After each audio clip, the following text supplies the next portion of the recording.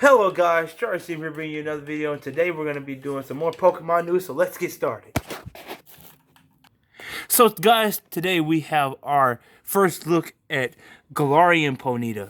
This Ponyta was actually revealed in the 24-hour live stream that Pokemon did about, I don't know, about 6 days ago. Yeah, that's right. And I know I'm late a little bit, but then they had a trailer like 2 days after that, right? So no, something like that. The point is, no, it's on the 9th. So actually, you know what? I'm wrong. It was 5 days after that they had the trailer. Anyway, so they started the trailer just showing off the actual Ponyta, showing it in the forest, which we now get to see what the foresty background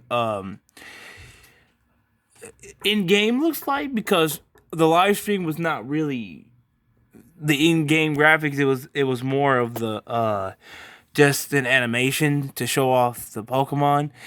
But as you see, that's the official reveal of it. It's like kind of how these strands of hair, which Ponyta usually doesn't have. It usually has this fiery mane, but now it has a more cotton candy looking mane. But it's that it's not food made out of it. It's just kind of like glistering light in its mane, I guess, really.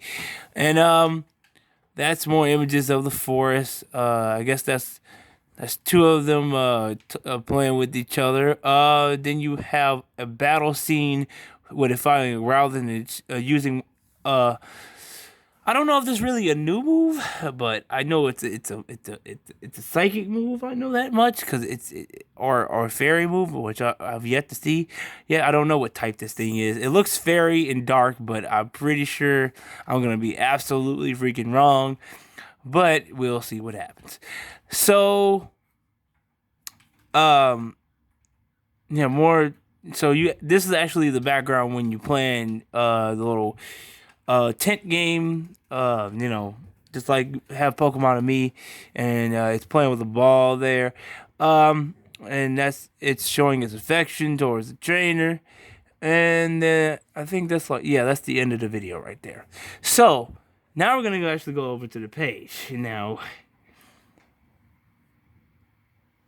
let's see how this looks. Okay, so we're on the page now, and first thing we see, just make sure there's nothing else they added new. No, nothing else. So it's just a Galarian Ponyta. So Galarian Ponyta will make its appearance in Pokemon Shield version exclusive. So this is the basically version exclusive of Shield. Now it's opposite of Surfetch. Now Surfetch is not a Galarian form; it is an evolution. So to have a Galarian form, a Ponyta exclusive to a evolution of a Pokemon that didn't have one is quite interesting. We never had that big of a difference. Usually it'd be like somewhat the same thing, but just in a different game. So it is a unique horn Pokemon, and its type is Psychic, actually. It's 2.7 in height and 52.9 pounds. It has Runaway and Passel Veil. I don't know if Passel Veil is a new ability, but I guess we'll find out, won't we? So, derpy derp. Okay, so that's what the original one looks like right there in that corner right there. And it's a fire type, which I love fire types. So, but I can't believe it changed to a psychic type. That throws me off now. But, let's see how this happened. A change brought about by the life of the energy in the forest. Galarian Ponyta have been found to certain forests in Galar region since ancient times.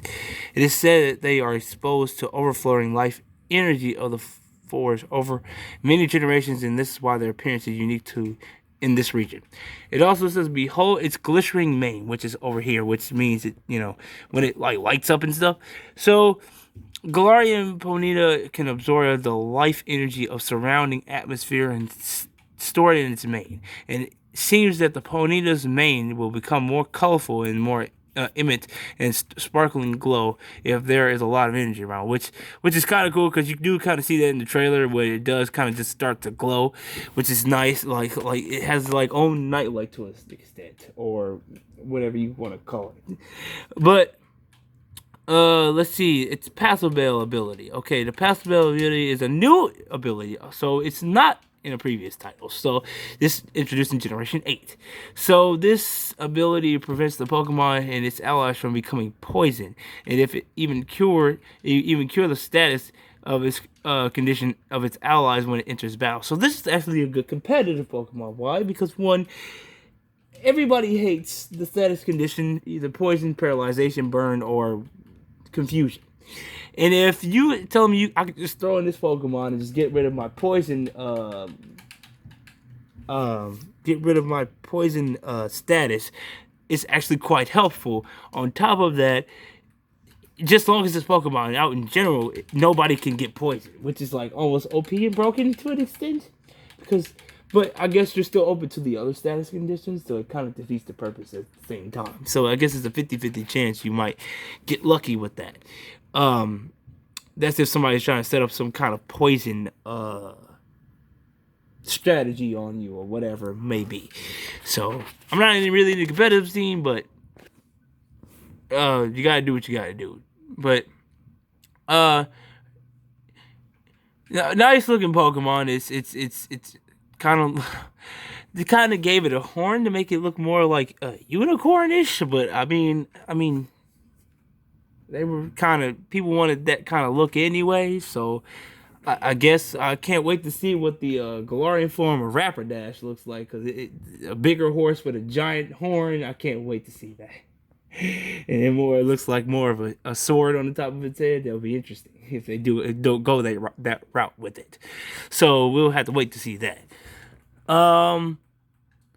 The next thing here is something older than even that, which is the anime, the Pokemon anime, came out with a Generation 8 anime to reveal it.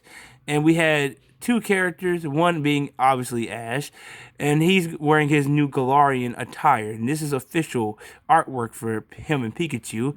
And then we have our new character, our rival character, our person that's going to be traveling with Ash, and his name is Go. Now, we can think of multiple things of why his name is Go. Obviously, there's the game Let's Go, Pikachu and Eevee, and then there's Pokemon Go. So, will he have these aspects about him? I don't know. But it's just, I'm not surprised that they gave somebody a name after the Let's Go and Pokemon Go series, because they had to at least have one person named Go, I guess. So, and he has a score bunny with him. Now, they have this giant poster. Now, you can barely see it here, but when they pan out, you can see it more and more. And as you can see, there's different generations around them. Now, I have a better image of this right now. So, there's Mew at the top. You have your legendary birds. That's, I think, like the schoolhouse from Kanto, if I'm not mistaken. Yeah, I could be wrong. I could be naming the building wrong. Whatever. It's Generation 1. The next one is like Generation 2. Ash is hanging on to Lugia, and that's the Sprout Tower, I guess I should say. And then there's the Unknowns, a Dragon Knight from Generation 1. But it's since they're like, the generations are kind of like crossing over. So, and then you have Rayquaza right there entering into Generation 3 with Mount Pyre. You have from the side, you have like the Salamence and Cyndaquils and Umbreon, and you know, all those, and then Latios up there in the top. Come down, you have Mount Coronet with Dialga and Palkia. Regigigas right there, I see him, and then Electivire, and is that that's either, I think that's Lucario, but like just on his knee right there. Then you have right here, I don't know what bridge that is specifically in Generation 5, but this is Generation 5 right here. Zekrom, Reshiram. You have the Cofagrigus, your Chandelure, which is like a really cool Pokemon. Tepig. Matter of fact, all the starters down here. Actually, I didn't even see that at first. There could be some more starters up in here. Yeah. I don't see them all right now, but then you have Generation 6, which are, I don't see the legendaries there, though. But they have the Talonflame, the Greninja, I think, am I missing somebody? No, that's all the Generation 6 Pokemon I see. Oh, no, that's a Generation 5 Pokemon. That's what I'm saying. And then they have Lumiose City's Gym Tower, which is basically based off of the Eiffel Tower. So, and then you come over to 7, you got Zeraora, you got Litten, Mimikyu, Ash over here with Go on Mantine surfing, and then him climbing up an Alolan Executor, and then you have the Alolan form of Raichu. And then you come over to Generation 8, you have Zamazenta, and oh my god, in Zion, and then you have Yamper down there, Sabo, Grookey. That's Corviknight up there. And I'm just saying, and then that's like the tower that's in that one town in Galar, which has that like clock on it, but that's supposed to be looking like Big Ben almost. But as you can see, they really put a lot of thought into this artwork here, and there's some images where they flipped them up right side up so you can see it better, but I don't have them unfortunately. But that's all the news for today. Of course, subscribe, hit that like button, and I'll see you guys in the next video.